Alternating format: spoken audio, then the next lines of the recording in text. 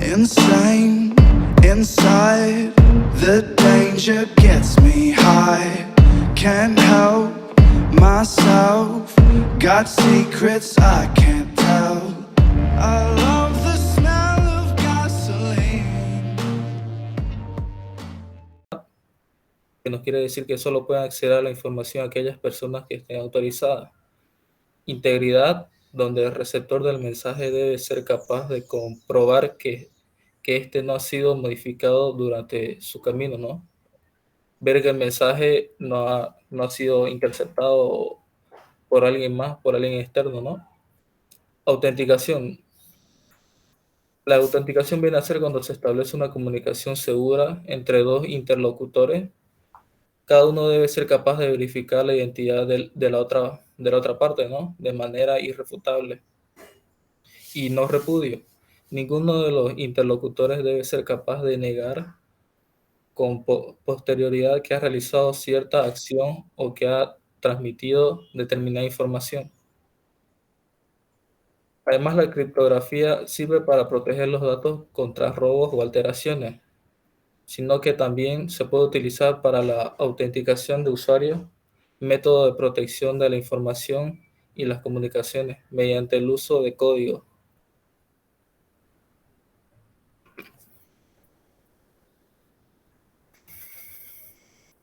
Y la otra parte era lo de llave privada y llave pública, ¿no? Aquí podemos ver un pequeño gráfico que vendría a mostrar cómo sería, ¿no? Tenemos un emisor y un receptor, tenemos un texto claro, el mensaje que se quiere transmitir, tenemos un lugar donde se cifra, tenemos la clave o la llave pública o la llave privada. Se puede usar ambas, digamos, una combinación de una pública y una privada. Más adelante se los voy a decir, ¿no? Ok, a ver, vamos a ver. Llave privada. Los sistemas de cifrado de clave privada utilizan una sola clave que comparten el remitente y el destinatario. Ambos deben poseer la misma la clave. El remitente cifra el mensaje mediante la clave y el destinatario cifra el mensaje con la misma clave. Para poder establecer una comunicación privada, tanto el remitente como el destinatario deben mantener la clave en secreto. Este tipo de cifrado tiene características que lo hacen inadecuado para su uso general, también denominado cifrado simétrico, porque se utiliza la misma clave para cifrar y descifrar. ¿Cifrar y encriptar es lo mismo?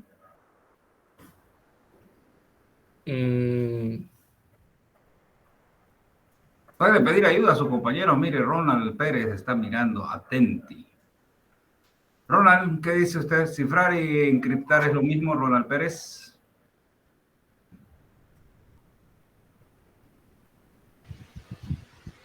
Creo que no, ingeniero.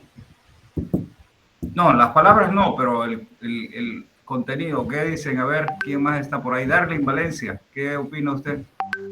¿Cifrar y encriptar es lo mismo?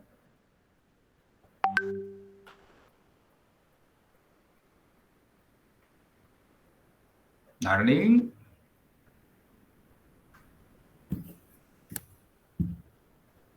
Oh, Darling desapareció.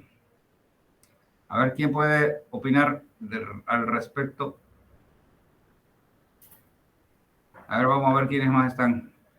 A ver, don Alejandro Cruz, ¿qué dice? Alejandro Cruz Garnica.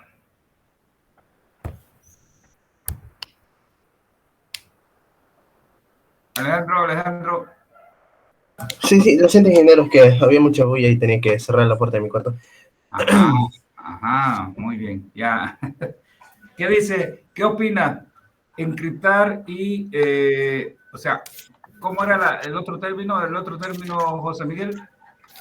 Cifrar. Cifrar y criptografiar, ¿es lo mismo? Cifrar y criptografiar. Claro, porque en muchos textos hablan de cifrar y otros dicen criptografiar. ¿Será lo mismo? Para mí no, porque para encriptar existen unos ciertos procesos o unas ciertas clases de seguridad. En Y cambio, para cifrar, un cifrado, digamos, no existe tanta riguridad para mí. Sí. rigurosidad, o sea, a Ujú. eso se refiere, no existe tanta rigurosidad para... Y a ver, Pero ¿qué por, más? ¿Quién más? ¿Quién más? A ver, Henry Vallejos, ¿qué dice? ¿Está de acuerdo con lo que dicen por ahí? Ingeniero, yo creo que es un poco diferente porque incluye una técnica de cifrado, de encriptación. Es un poco diferente. ¿Por qué me dijo? Porque no escuché bien. Porque la encriptación es como incluye una técnica de cifrado. Ah, o sea que más o menos usted diría que encriptación es más que cifrado, o sea, contiene a cifrado. Más o Sí, menos esa sería la idea. sí, algo así. Algo así. Bueno, a ver, vamos a ver quién más, uno más que esté ahí. A ver quién es don José Luis Morón. José Luis Morón, Buenas tardes, ingeniero. ¿cómo Eh, está? Buenas tardes. ¿Qué opina usted? para, eh, no sería, no es igual, ¿no? Porque cifrar es como, se podría decir, una clave que está escrita, la escriben, ¿no? Y está cifrada, ¿no? No la pueden ver, ¿no? Y encriptar sería, son una clave que al encriptarlas sería que alguien la quiera hackear no va a poder verla, ¿no? Porque la clave está encriptada. Ya, a ver, ¿por qué no ponen en su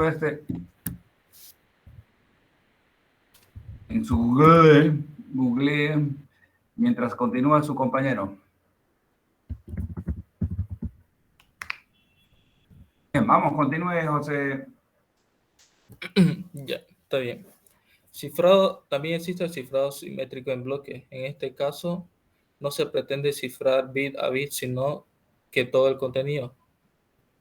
Para aplicar a un bloque de tamaño preestablecido, una serie de transformaciones, a estas transformaciones se le denominan etapas.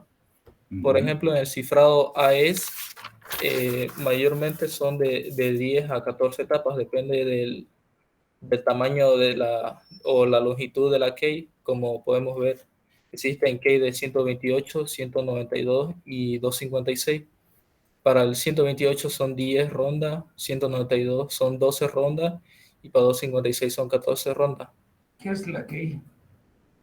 ¿Cómo? ¿Qué es la key? Es un algoritmo descifrado. No, no, key dice pero no es la key, no es la llave. Key, Ujú. Sí, exactamente. Key, ¿qué es?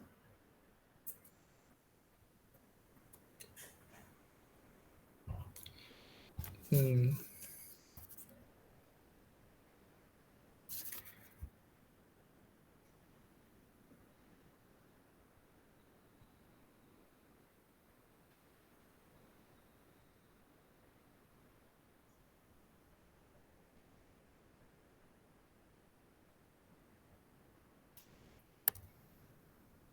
José Miguel, la key que aparece ahí, key, como lo llamen, esa es la llave. ¿Ok?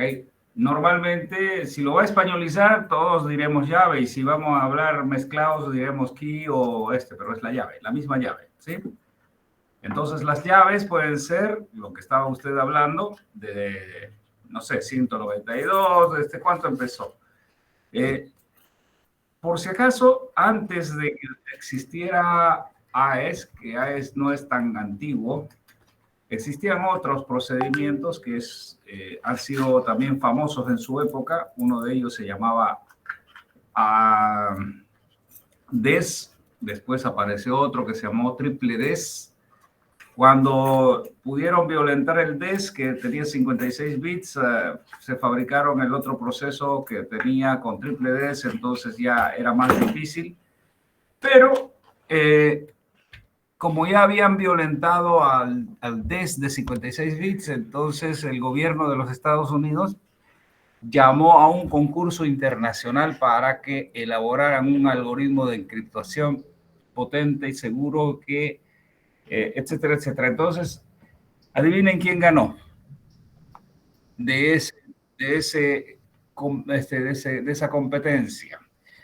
Obviamente quienes compiten ahí son normalmente matemáticos, ¿no? Matemáticos que hacen algoritmos matemáticos, etcétera, etcétera. Había una cierta cantidad de condiciones que sea totalmente seguro, digamos, ¿no? El proceso de criptografía. Entonces, interesantemente la ganó un señor holandés, que fue el que fabricó este proceso que se llama AES. Y entonces, como el gobierno de Estados Unidos le aceptó el proceso ganador, y desde esa época se utiliza AES en todo lo que es el gobierno de Estados Unidos. Es un procedimiento muy potente y funciona muy bien, ¿no? Entonces, no es que lo haya hecho un americano, lo ha hecho pueden revisarla ahí por Google, quién hizo AES, y leen un poco de la historia del matemático que no es muy anciano, que digamos, es joven. Ok, vamos, sigamos, José Miguel. Por ejemplo, en lo que decía, aquí dice que también leí que la NASA usa este sistema de 256 y también lo que son los servicios secretos de Estados Unidos. El Claro. 256 para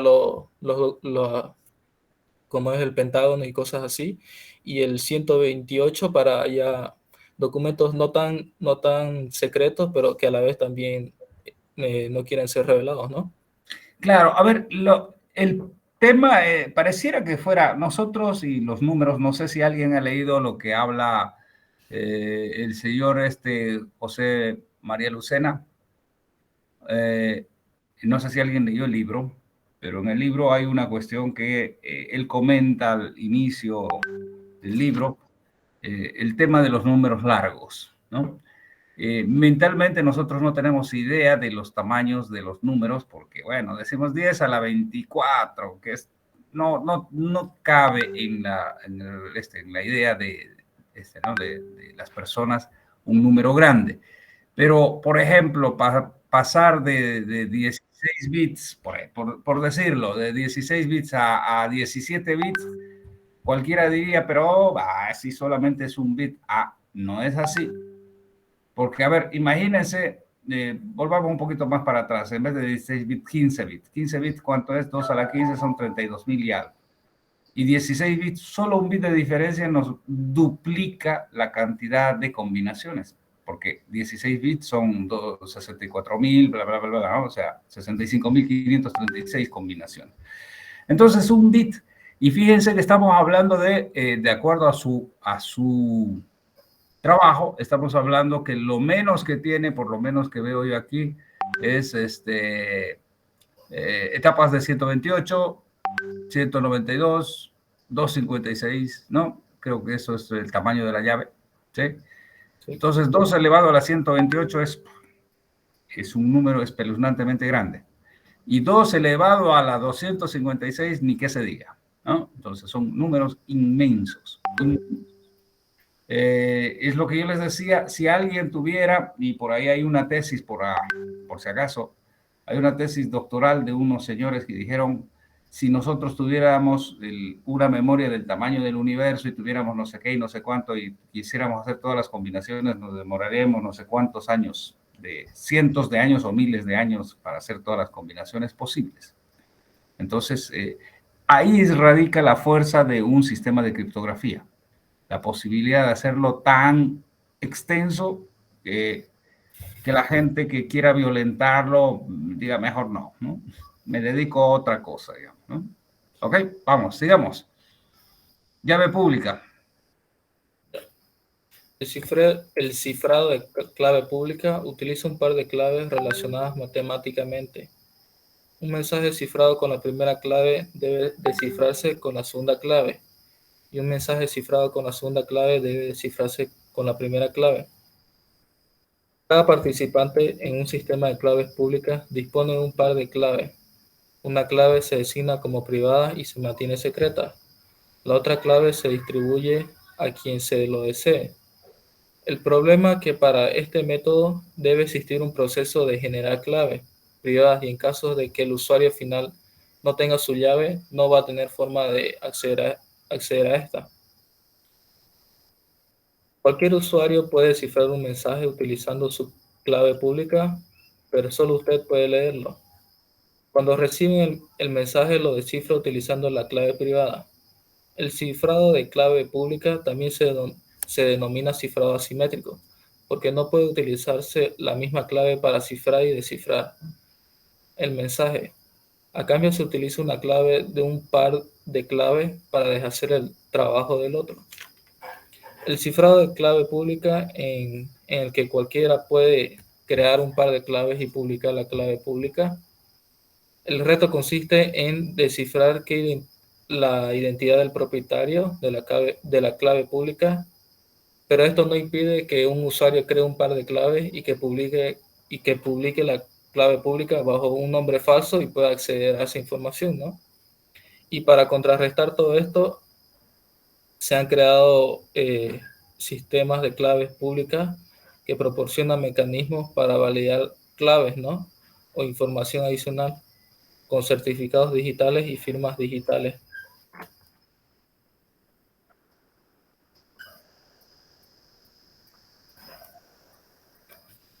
Ya.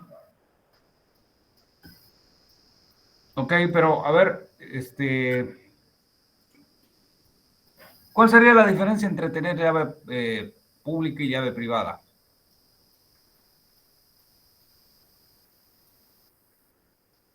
Digo La desde, dif- digo desde el bueno, punto de vista del usuario, ¿no?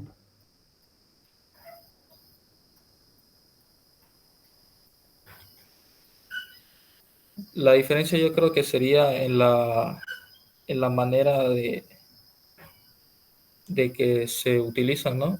Por ejemplo, la clave privada solo él sabe, o sea, y la clave pública solo él y a quien quiera dársela puede saber esa clave, ¿no? Y la pública puede ser para varias personas. La diferencia es que la privada solo puede ser entre dos, ¿no? Entre un emisor y un receptor, y la clave pública puede ser entre varios, ¿no? Mm. A ver, un poquito. Ok, ¿qué más tiene? ¿O es eso todo?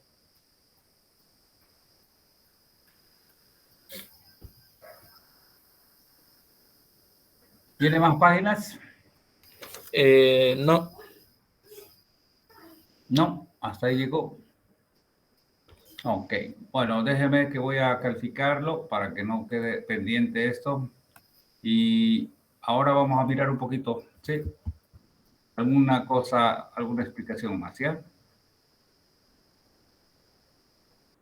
Bien, gracias, José. Yo voy a compartir. mm, Bien, qué bien. Llegando están algunos, llegando a clases. Bueno, a ver, vamos a... ¿Pueden ver lo que yo veo? Nada.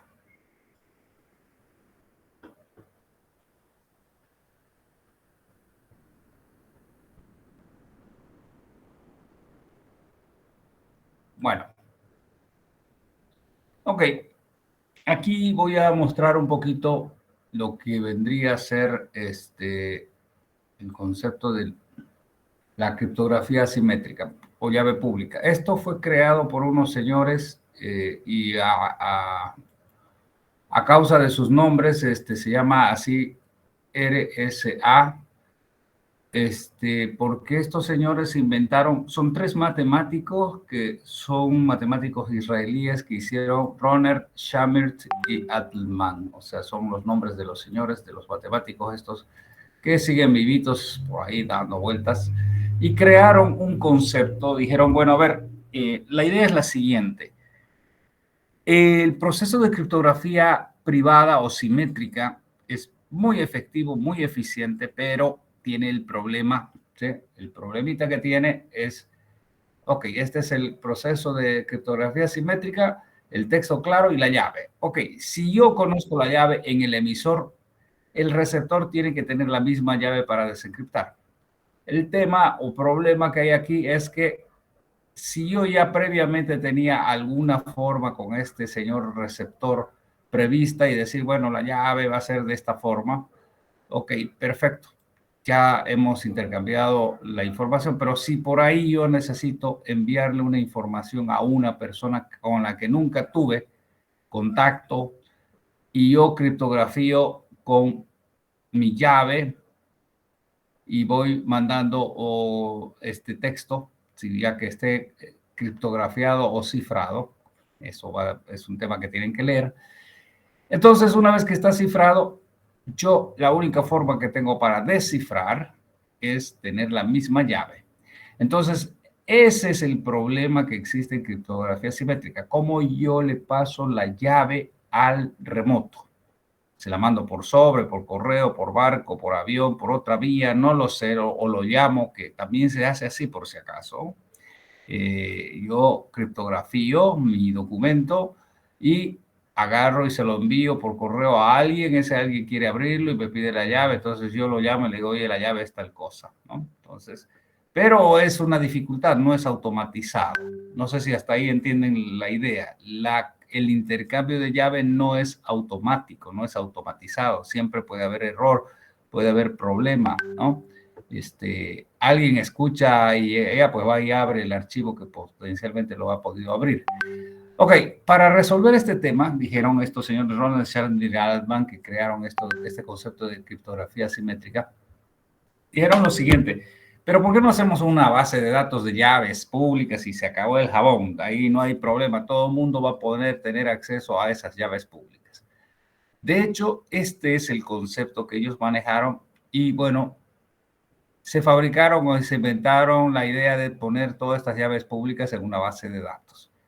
Entonces, en Estados Unidos le dieron vamos a decir, la tarea de que las llaves públicas iban a ser almacenadas por una organización que se llama el US Post Office, o sea, el correo de Estados Unidos, que como sabrán es una institución, nadie puede abrir un correo, etcétera, pero entonces es una organización.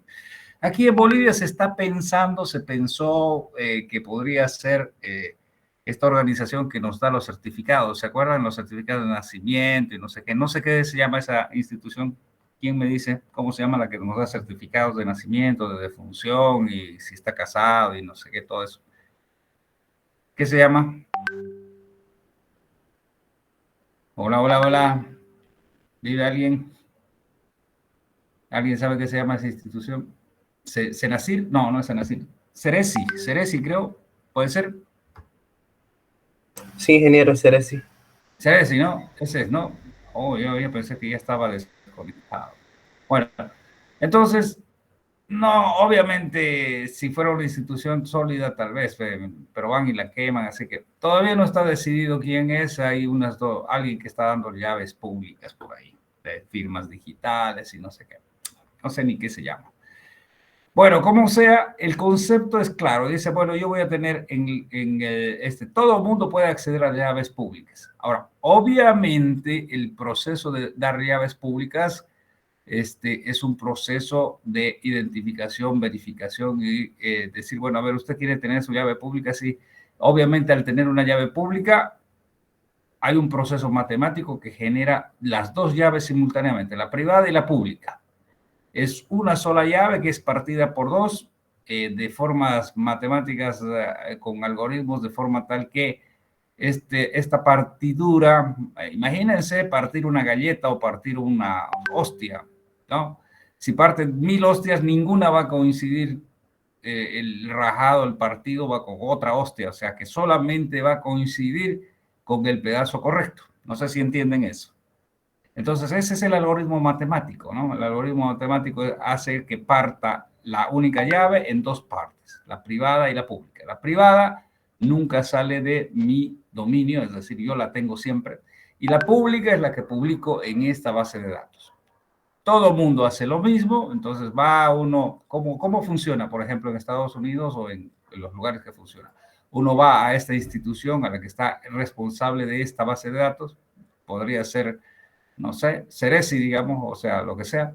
Yo voy allá con mi carnet de identidad y le digo, mire, ¿sabe qué? Quiero generar mi llave, y lo sientan en un computador, le ponen una flash y empieza a seguir un procedimiento. Yo conozco algunos procedimientos que se hacen en el Brasil, se sienta uno y empieza, le dice, haga esto, haga lo otro, y después teclee y no sé qué. Ni siquiera el que está ahí sabe qué es lo que está haciendo, porque al final le dice teclee, teclee, teclee, teclee, teclee, y va una barrita creciendo, creciendo, dale más rápido, y no hay necesariamente, no se puede repetir, o sea, hace un tecleado así al azar, hasta que se termina ese proceso y le dice, ok, ya, ahora vamos a genera una llave pública y una privada, la pública la manda a la base de datos esta, y la privada se lo graba en una flash y ya está, la saca de la PC, la flash, y nadie más tiene esa llave privada. Se la lleva uno como este y lo pone en su computador, etcétera, etcétera. Y una vez que todo el mundo ha hecho, quiere decir que yo como usuario cualquiera podría mandar a cualquiera que estuviera en la base de datos un mensaje criptografiado. Entonces, ¿cuál es el proceso? El proceso dice, bueno, tengo un texto claro, voy a mandarle a Periquito, que es la B. A Periquito B tiene su llave pública, entonces voy a criptografiar con su llave pública de B. Cuando llegue a destino, el único que puede descifrar es B, con su llave de B, con la llave, con el otro pedazo de la llave, ¿no? Entonces, ese es el concepto y así funciona. Obviamente, el proceso este es más lento que el cifrado simétrico, que el anterior que se vio. Este simétrico es más lento más lento, que este es rápido. El simétrico es rápido, mientras que el de llave pública es lento, porque tiene que hacer una consulta a una base, traer, etcétera, etcétera.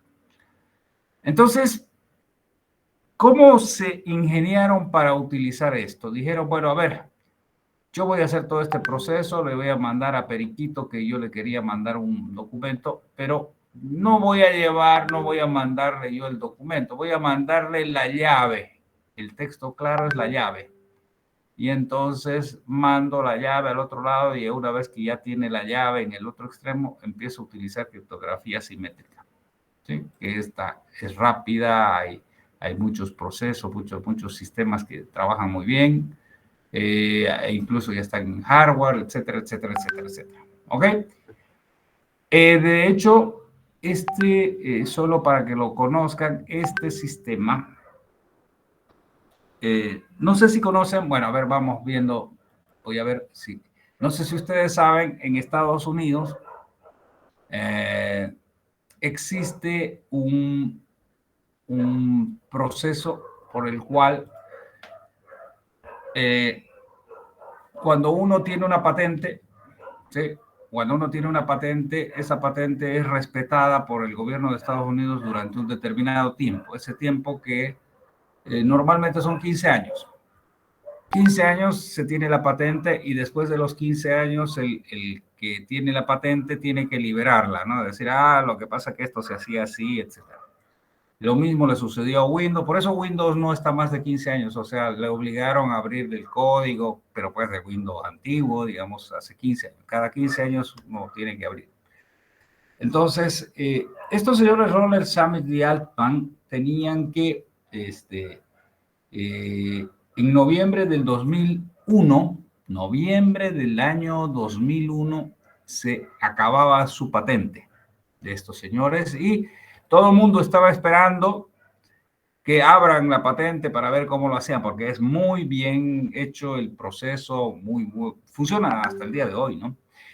¿Cuál fue el problema? El problema que en noviembre del 2001, que se tenía que abrir, alguien atacó las Torres Gemelas. ¿En qué año? ¿En qué mes?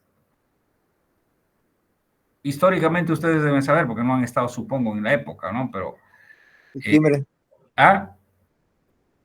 Noviembre. 11 de septiembre.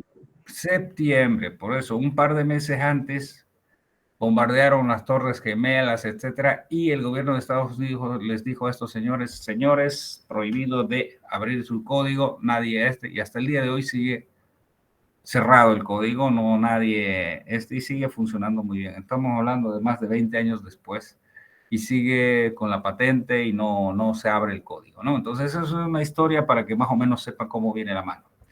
Ok, funciona muy bien. Y nada, no sé si tienen alguna duda sobre esto que hemos hablado, podemos aclarar ahora y si no, nos vamos un poquito más para adelante. ¿Dudas? ¿Nada? ¿Nada por aquí, nada por allá? Bien. A ver, ¿quiénes están por aquí? Rosario Zambrana, ¿quién es? Rosario, Buenas noches, hija. ¿cómo están? ¿Tiene Bien. alguna duda o naranja? Todo bien. No, hijo, todo bien. Vanessa, sin dudas también.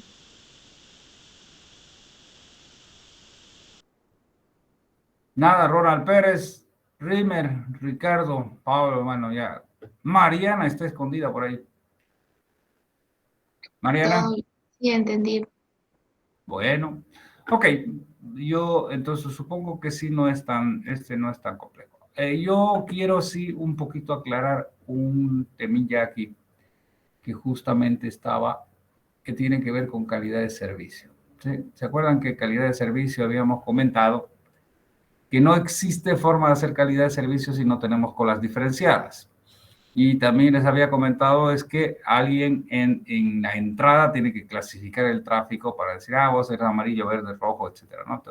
De acuerdo a una cuestión de priorización que normalmente ya hay un estándar básico por defecto o lo que sea, pero si ustedes quieren modificar, lo modifican. Entonces hay colas separadas y aquí abajo está este señor que es el encargado de sacar de las colas y aquí es donde están todas las teorías de colas, ¿no? Round Robin, que saca una, o después ya por pesos y no sé qué y no sé cuánto y lo lleva al proceso y etcétera, y hace todo el routing. Pero bueno, finalmente dijimos que habían dos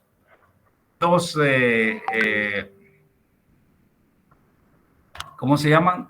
Dos arquitecturas, ¿no? Una que se llamaba InServ y la otra que se llamaba DiffServ. Eso no hemos visto todavía o sí ya lo vimos. Hola, hola, hola. No, nos los dio de tarea. Ok, entonces vamos a ver esa tarea y después ya hablamos entonces del tema. Me voy a descolgar de aquí. Dejar de presentar y vamos a ver quién hizo el tema, quién hizo el otro tema, ¿ok? Claro, Mariana puede ponerse en campaña ya para compartir. Yo la voy a buscar para poder calificarla. ¿Estás seguro que presentó? Sí, Es que no la encuentro. Voy a buscarla con más calma. Hurtado. Hurtado, ya la encontré. ok. Ya, ¿Qué puede. es QoS? Está directamente relacionado con el tamaño de cola, la congestión de la red, con la velocidad de comunicación y el ancho de banda de los enlaces.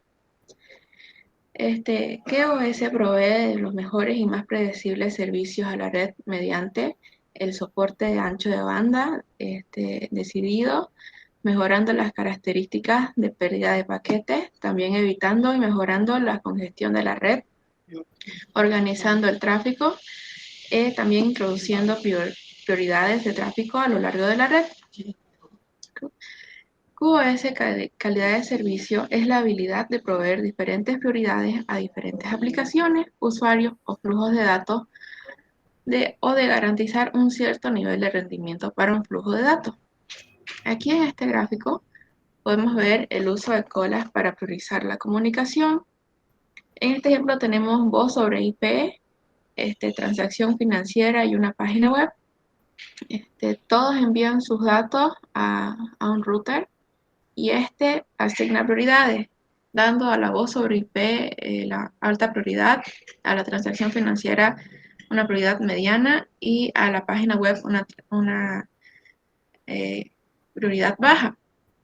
Toda la comunicación tiene cierto acceso a los medios, pero la comunicación de mayor prioridad tiene el mayor porcentaje de paquetes, es decir, lo que más se envía en el enlace de la red. Las colas, según los tipos de datos, permiten que los datos de voz tengan prioridad sobre los datos de transacción, que tienen prioridad sobre los datos de web. Los modelos de servicio. Si nos centramos en la red de comunicación IP, ¿cómo puede esta responder a las necesidades de los servicios? Se tienen tres modalidades, que es Export Service, InterServe y DiffServe. Ya, está bien.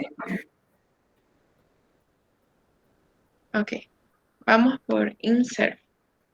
Este modelo lo que hace es identificar los servicios por flujo y aplicar los servicios para cada uno de los flujos. La red reserva recursos para cada uno de los flujos independientes de que el flujo esté transmitiendo o no a la red que tiene acceso a recursos reservados. Por lo tanto, esta necesita internamente un protocolo que se encargue de identificar los flujos y de informar a la red que se necesita reservar recursos para un nuevo flujo como ancho de banda. En este gráfico vemos a este router A como el emisor y en la parte baja a D, E, F como los receptores. Las reservas se agregan a medida que se asocien a un árbol multicast. Así se optimiza el uso de la red. Solo se hace una reserva una vez cada trama. En este caso, F pide a C que reserve 1.5 megabits por segundo del caudal descendiente para el flujo que va a enviar A. Entonces se propaga a C la petición que va a B, quien a su vez se propaga a A. Y cuando más tarde E y D realizan sus peticiones, no son propagadas hacia arriba por C o por B, pues ya no es necesario. DiffServe. La mayoría de las redes se basan en este modelo. Lo que hace es identificar las conexiones según el paquete.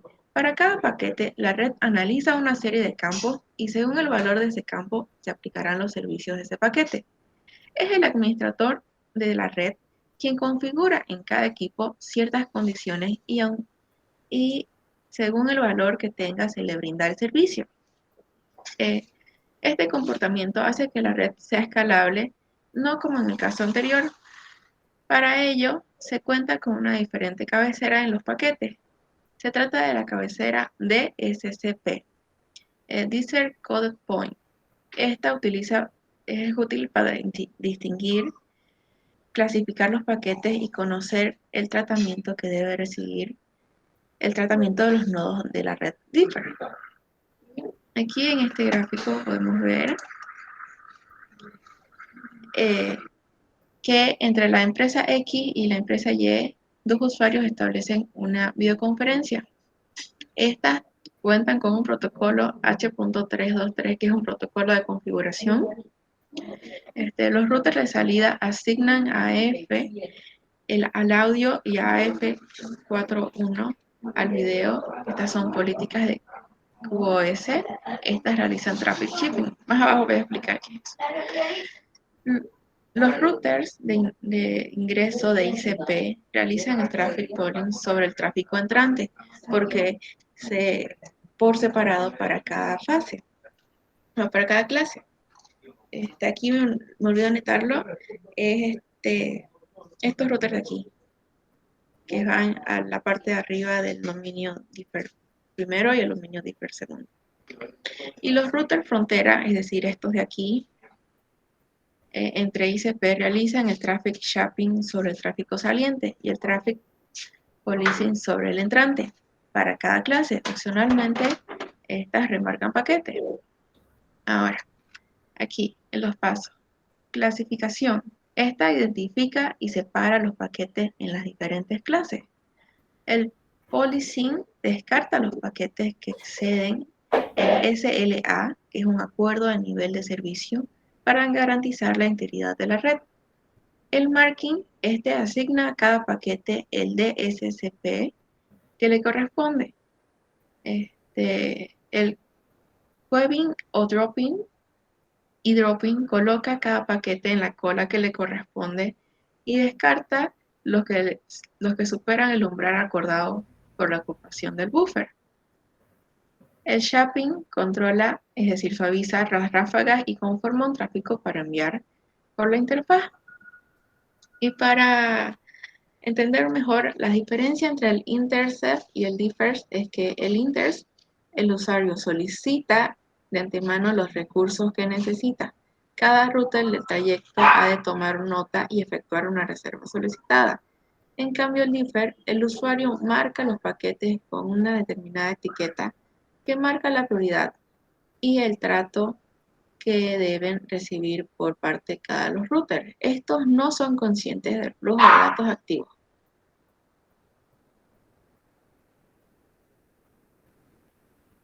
Hola. Hola, hola. Ah, Ahí terminó. sí, Ok. A ver, vamos a preguntar. ¿Cuál es la diferencia entonces, don Mario Mendoza Cruz? ¿Está ahí? Mario Mendoza. Mario Mendoza. Mario. ¿Está? ¿No está? Martín Ávila, si no contestan, voy a hacer el quick up. Mario Mendoza está en clases, pero no tiene micrófono, Mario. No me diga que está en clases de otra materia, porque eso sería el colmo. Martín Ávila.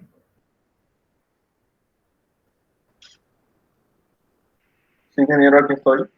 Aquí está, ahí está. ¿Qué dice? A ver, ayudemos a Mariana a descifrar el asunto. Hay dos, en realidad habló de tres al principio, no dijo nada de la otra, ¿no? Del Besefor, o sea, sí. ok.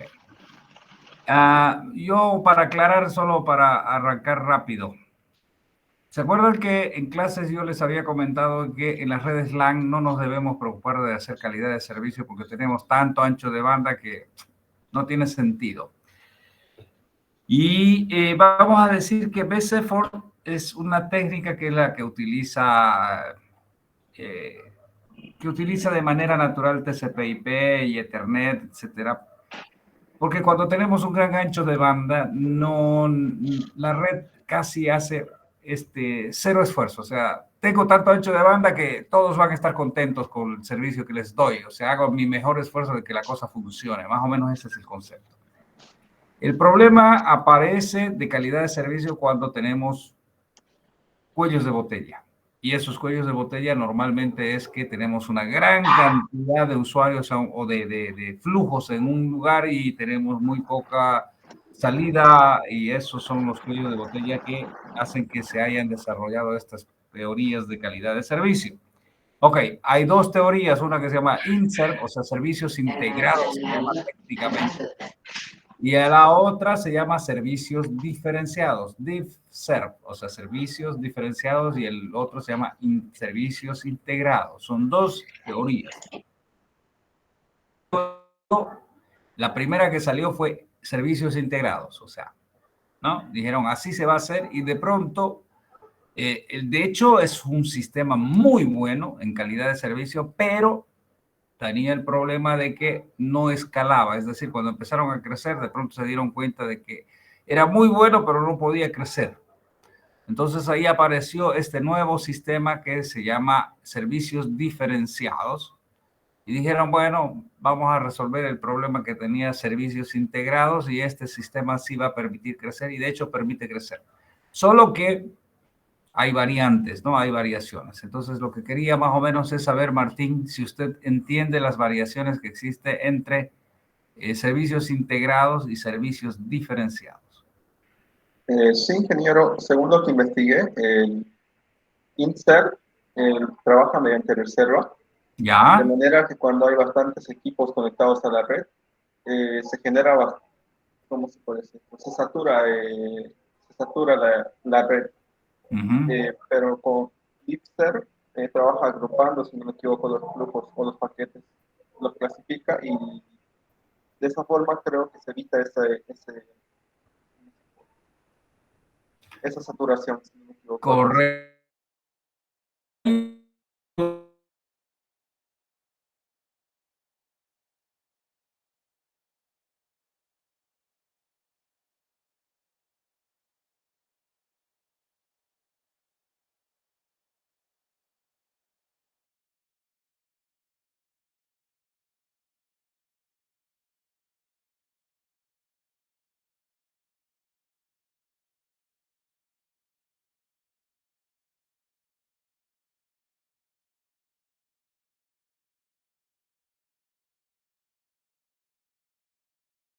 este protocolo de reservación entre los routers, lo único que hace es decir, bueno, hay espacio aquí, sí, hay espacio aquí, sí, ok, si hay espacio, capacidad, estamos hablando de capacidad para manejar el requerimiento de video, ok, ya va videos, hay requerimiento de HTTP, sí, hay espacio, entonces cada uno de los routers es consultado por donde va a pasar la ¿no? Por donde va a pasar obviamente aquí más o menos se crea un camino, de acuerdo al protocolo de reservación. El problema de eso es que, como decía su compañero, los routers revientan, porque mientras más flujos le pasamos, más complejo es el control. Pero este tipo de servicio es muy fino desde el punto de vista de calidad de servicio. O sea, brinda muy buena calidad de servicio. Entonces dijeron, bueno, no puede escalar, ¿qué podemos hacer? Y dijeron, bueno, ¿sabes qué? Lo que podemos hacer es crear flujos de tráfico y crear lo que se llama, conceptualmente se llaman clases, ¿no? Se crea en DivServ, o servicios diferenciados, se crean conceptos como se llama se crean clases, no conceptos, se crean clases de tráfico. A ver, ¿qué se llama? ¿Qué es una clase de tráfico? Una clase de tráfico es una serie de paquetes que pueden componer más de un flujo. A ver, y ahí hay otro término, ¿no? ¿Qué es un flujo? Un flujo es una cantidad de paquetes que van de una aplicación a otra, normalmente de una dirección IP a otra dirección IP. Entonces es ¿no? Entonces un flujo es una cantidad de paquetes que tienen un origen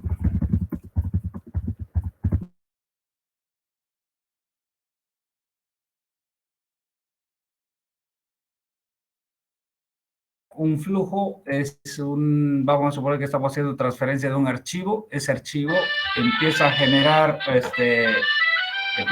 un flujo. Perdón, voy a contestar. Van a disculpar, pero tengo... Hola.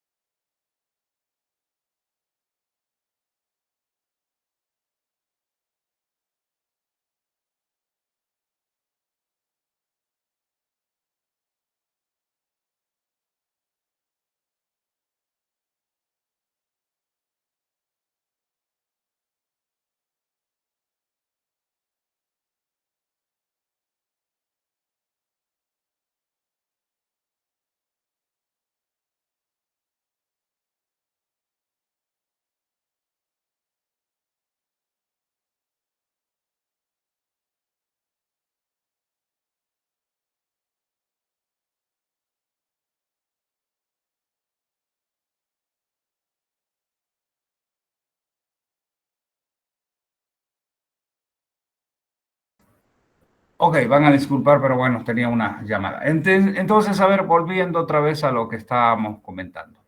Flujo, entonces, un flujo nos sirve en el caso de servicios integrados. Por cada flujo que se genere, nos crean un camino y nos dan reserva de recursos. Por lo tanto, alguien que está haciendo un HTTP, crean un flujo, bueno, entonces le vamos a dar recursos. Si la misma máquina está generando 50 HTTPs, le hace 50, tiene 50 flujos diferentes y todos esos van a tener su reserva en servicios integrados. La diferencia es que las clases lo que hacen es agrupar flujos con pretensiones iguales. Vamos a suponer, Tenemos aplicaciones como HTTP. Todas las aplicaciones de HTTP va a ser una clase. No importa si están haciendo una sola o 50 flujos, toda esa es una clase. Entonces a esa clase le vamos a dar un tipo de servicio. No por flujo, sino por clase. No sé si entienden eso. Preguntas, ¿entienden? Es por clases, ya no por flujos. Entonces, ¿en qué recurso, o sea, en qué funcionamiento, en el funcionamiento, en qué va a influir? Ahora yo tengo una laminita que sí les podría aclarar. ¿Qué vendría a ser esto? Imagínense la diferencia gráfica. En Insert, servicios integrados, dentro del ancho de banda que yo tengo, vamos a suponer que tengo 1 giga, 1 mega, un lo que sea. Este es el ancho de banda para salir a internet, supongamos. Y entonces viene un tráfico y le pide a la entrada, dice, quiero ir por allá, miden si hay espacio, y dice, sí, puedes ir, ya, y le crean el camino. Luego viene otro tráfico y dice, bueno, yo puedo ir, y agarra y dice, mira, no, midiendo bien nuestros recursos, para vos no tenemos espacio. Entonces, cada uno de estos son flujos. Si alguien viene más chiquitito y dice, bueno, ¿tienes recursos? Sí, puedes entrar. Ah, ya puedo entrar. Entonces entra. Pero esto es flujo por flujo. Es decir, cada vez que una aplicación abre, etc. ¿Qué pasa en DivServ? En DivServ se seleccionan y se hacen clases. Normalmente no más de 4. Entonces, dentro de esa clase están todos los flujos que tienen más o menos requerimientos similares. Por ejemplo, aquí están todos los HTTPs, vamos a suponer, en este amarillo. Y dentro de esto, estos son flujos, pero dentro de, dentro de la clase HTTP, por decirlo. Todos los HTTPs van a pelearse por el recurso que tienen ellos asignado, pero no pueden salirse de ahí. Por lo tanto, aquí en DivServ se pelean aquí adentro, pero toda la clase tiene una asignación de forma tal que cuando llega un paquete a un router, dice, vos eres amarillo, sí, ok, tienes este tipo de... Vos eres verde, por allá, vos eres, etcétera, etcétera. Es en función de la clase y no en función del flujo. Bueno, con eso no sé si queda clara la idea o aclara un poco la idea. Javier. ¿Sí? Ingeniero. Ok. Y bueno, no hay nada. Ya, la próxima clase que va a ser ya presencial, yo voy a publicar hoy día lo que nos toca avanzar. Debo tenerlo aquí mismo en las láminas. Nos tocaba, bueno, ya hemos visto criptografía. Nos tocaría avanzar, bueno, Lucena, esto de acá. Protocolos de gestión, ¿sí? Gestión de redes.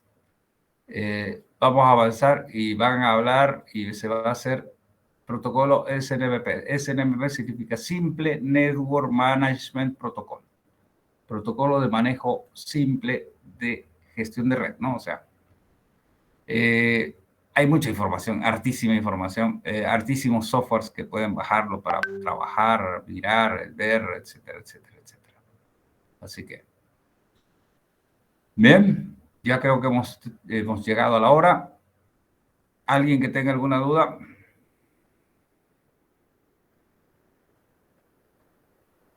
Hola, hola. Darling. ¿Nadie? Mariana, ¿todo quedó claro? Sí, todo quedó claro. Con Belleza. respecto al examen, entonces todavía solo se No, sabe no. que va a ser antes de Navidad, ¿no? No, el examen, bueno, ahora que ya está el calendario definido, absolutamente definido, déjenme ver, esa es una cuestión muy importante. Y yo sugiero de aquí a una semana, que es viernes 23 el examen, o miércoles 21, pero parece que el viernes 23 va a ser más fácil, así tienen su regalo de Navidad. para bien o para mal. Entonces, el 23 de diciembre estaríamos dando el segundo parcial. Y por supuesto, el 30 de diciembre, una semana después, estaríamos dando el final. ¿Ok? Un tiempo no hay. Ustedes saben que no hay tiempo para más. ¿Ok? Entonces, anótense. Aquí yo voy a anotar mismo, acá mismo, ¿cómo se llama? A ver dónde se pone el mensaje. El segundo parcial, entonces, segundo parcial, el 23. Ingeniero, ¿y qué temas entraría en el segundo parcial? Todos los que no entraron en el primer parcial. Gracias. Pero, simplísimo. El examen final es el 30 de diciembre. O sea que van a tener 2 regalos este año. Uno para Navidad y otro para Año Nuevo. Listo, señores. Que tengan buenas noches. Estamos hablando el lunes presencialmente. ¿Ok? Gracias. Que la pasen bien. Gracias, ingeniero. Hasta luego. Hasta luego.